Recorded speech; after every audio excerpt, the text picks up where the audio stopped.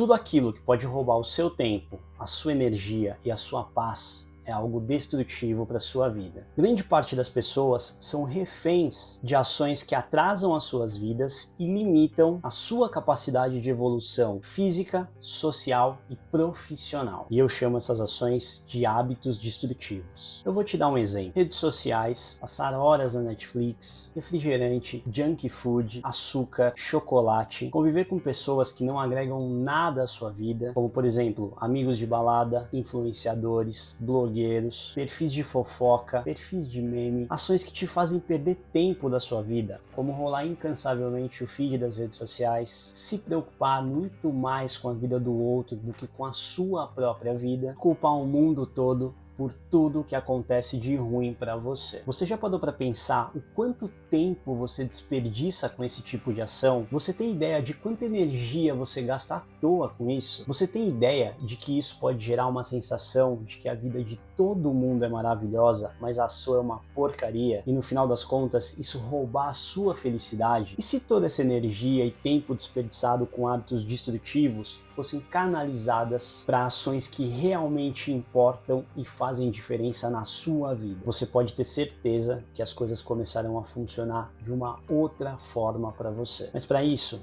você precisa aprender a se livrar desses hábitos destrutivos. Mas para se livrar de algo, você primeiro precisa saber que esse algo existe. Você precisa enxergá-lo. E muitas vezes, esses hábitos destrutivos estão tão inseridos na sua rotina que você nem tem ideia de que eles existam e do quanto eles podem te fazer mal. Por isso, a primeira coisa que você precisa fazer é mapear toda e qualquer ação que você considere que esteja roubando a sua paz, a sua energia e o seu tempo. E a ideia é que você faça isso sem filtro algum. Anota qualquer coisa que venha à sua cabeça e que você considera prejudicial. E coloca isso num papel, num bloco de notas do celular, numa planilha, não importa. O importante é você conseguir mapear quais são esses hábitos. Para te ajudar, eu vou te contar como eu mapeei 3 hábitos destrutivos que atrasavam completamente a minha vida.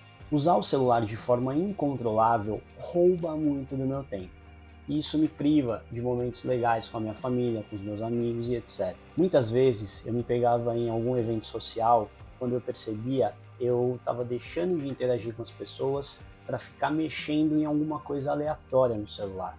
Às vezes, a cada 5 minutos, sempre que aparecia uma notificação na tela, eu pegava o meu celular para conferir e quando eu menos percebia, eu estava vendo uma outra coisa que não era aquela notificação.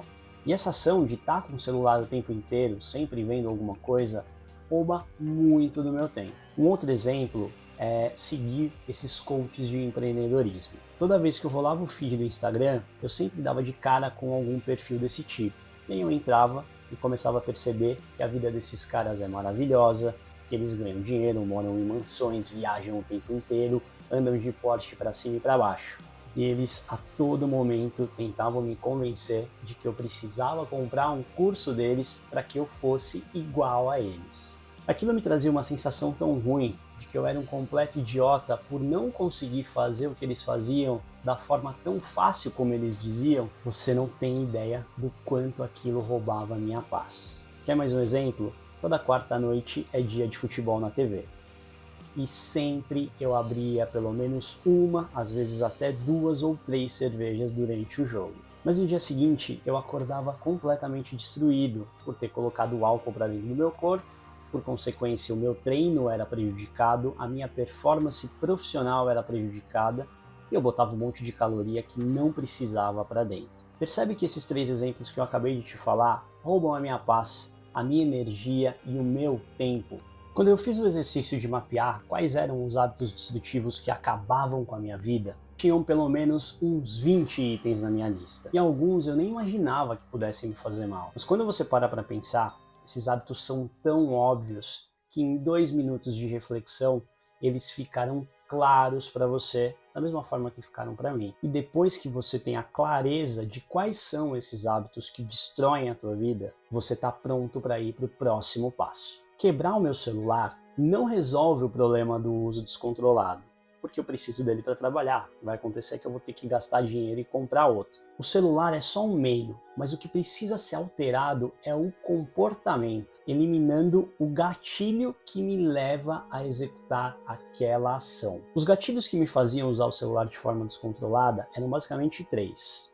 Os sons das notificações, os banners das notificações e o acesso fácil a todo momento que eu tenho ao celular. Eu sempre estou com o celular no bolso, ou então ele está do lado da minha mesa no escritório, ou se eu estou na clínica ele também está perto de mim. Se eu estou jantando com a minha família ele está do lado na mesa, se eu estou com os meus amigos ele está perto de mim. Então a partir do momento que eu consigo identificar quais são os gatilhos que fazem com que eu use o celular de forma excessiva, isso proporciona clareza do que precisa ser feito. Já que as notificações, os banners e o acesso fácil ao celular desencadeavam o uso excessivo, eu precisava atacar esses 3 gatilhos. E as minhas ações foram as seguintes. Primeiro, eu desativei todas, sem exceção, todas as notificações do meu celular. Segunda ação, eu desativei todos os sons. Meu celular passa 24 horas no modo silencioso. Eu desativei o emparelhamento dele com o meu relógio, com o meu computador. E para diminuir o acesso que eu tinha ao celular, eu tomei uma atitude que foi a seguinte. Toda vez que eu preciso trabalhar, me concentrar, executar uma tarefa ou estou no meio social, eu dificultei o meu acesso ao celular. Então, quando eu estou trabalhando aqui no meu escritório, eu coloco meu celular em outro ambiente da casa. Às vezes eu coloco ele para carregar, enfim, mas eu deixo ele longe do meu acesso. Quando eu estou na clínica, eu coloco meu celular dentro da minha mochila e coloco minha mochila dentro do banheiro, mais uma vez dificultando o acesso. E se eu estou em algum ambiente social ou com a minha família, eu também coloco o celular bem longe de mim, sempre dificultando o acesso. Então, eu identifiquei quais eram os 3 gatilhos que me faziam usar de forma descontrolada o celular e ataquei cada um desses gatilhos. No caso dos coaches de empreendedorismo, o gatilho era a exposição constante ao perfil do Instagram desses caras. A solução nesse caso foi relativamente simples. Um dia eu peguei o celular e dei um follow em todos esses caras. E aproveitei e dei um follow em mais um monte de gente que não agregava nada na minha vida e que fazia com que eu desperdiçasse tempo no Instagram. Um outro exemplo, que é tomar cerveja toda quarta-feira na hora do jogo, era desencadeado porque sempre tinha cerveja na minha geladeira. Na sexta-feira eu ia ao supermercado e comprava um estoque de cerveja para uma semana. Tomava uma ou duas, enfim, algumas no final de semana, chegava na quarta-feira, ainda tinha cerveja. Quando o jogo ia começar, eu abria a geladeira e pegava a minha cerveja. Então, para eu atacar esse gatilho, a minha ação foi a seguinte. Eu passei a comprar menos cerveja às sextas-feiras. Comprava o suficiente para eu passar o final de semana. Então, quando chegava na quarta-feira, na hora do jogo, eu abria a geladeira e não tinha cerveja.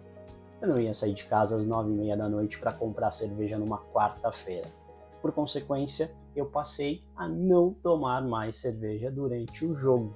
De novo, ataquei o gatilho. Percebe que nesse processo existem 2 passos. Primeiro, mapear quais são os hábitos destrutivos e depois mapear quais são os gatilhos que te levam a ter aquele hábito destrutivo e atacar esses gatilhos. E percebe que muitas vezes esses gatilhos eles são ligados à exposição que você tem àquele hábito. Vou dar um exemplo meio bobo aqui, mas que com certeza todo mundo já passou por isso. Quando você toma um pé na bunda do seu namorado, da sua namorada, pode acontecer basicamente 2 coisas.